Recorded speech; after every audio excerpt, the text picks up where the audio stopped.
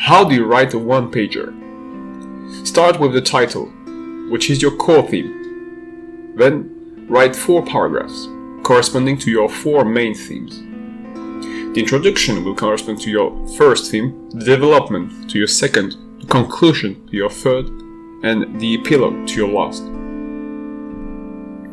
There are 2 fundamental questions you need to ask yourself in order to write each paragraph. Which information is available to the character and to the public? And which information is necessary? Again, for both the character and the public.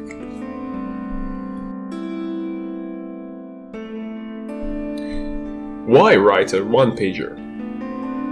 It makes it easier to revise your story. A one-pager makes the revision faster. It makes the editing easier. It allows you to add missing elements and choose your title to summarize your story. It will be your core theme. This theme will define your story. It is the synthesis of your 4 main themes. The 4 paragraphs composing your one-pager correspond to your 4 main themes.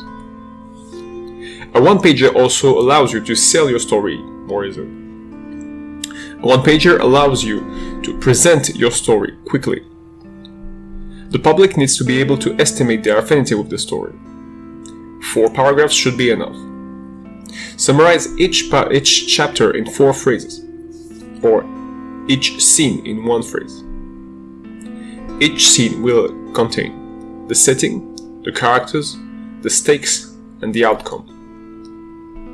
A one-pager also allows you to continue your story more easily.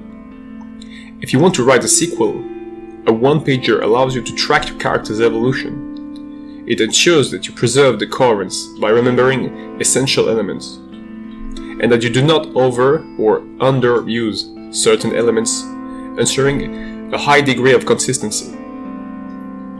If you ever want to write a series or a saga, the one-pager allows you to track your theme's evolution, therefore helping you develop certain themes which may have been forgotten, preserving your story's continuity, or helping you to control the changes on your story if you wish to modify it substantially.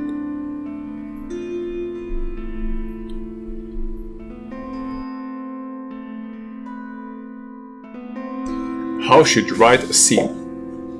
A scene contains 4 main elements: the location or setting, the characters or actors, the items or goal, and the action.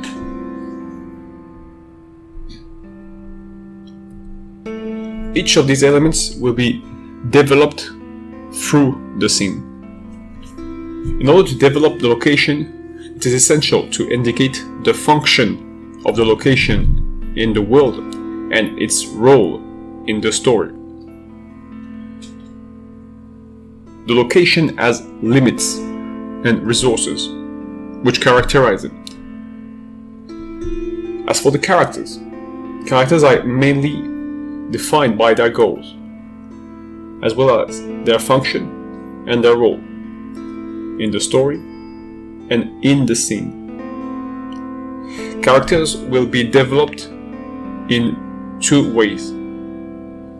The consistency of a character should be preserved through the whole story, and its coherence through each scene should be reaffirmed. This goes for returning characters as well as new characters.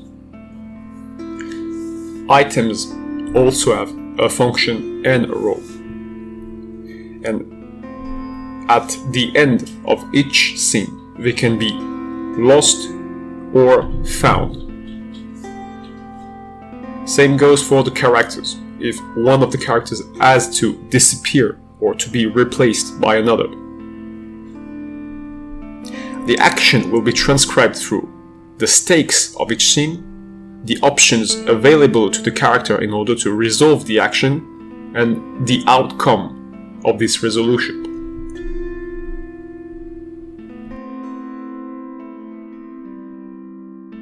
How should you write each paragraph? Each paragraph is composed of 3 chapters, which themselves are composed of 3 scenes. Each paragraph should contain specificities relative to the atmosphere, the people, and the setting presented in the paragraph. Each chapter advances the story. Each scene in the chapter presents each of the specific traits of the chapter and of the paragraph. Paragraph again correspond to themes. So each theme in the story should be developed regarding to the specificity.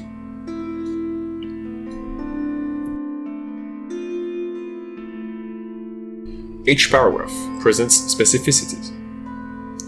In the introduction, you want to put the emphasis on the world. In the development, you want to put the emphasis on the crisis.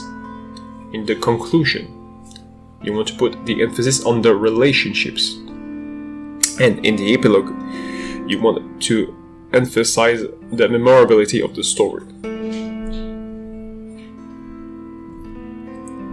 Each paragraph, each theme is developed according to its function in the one-pager.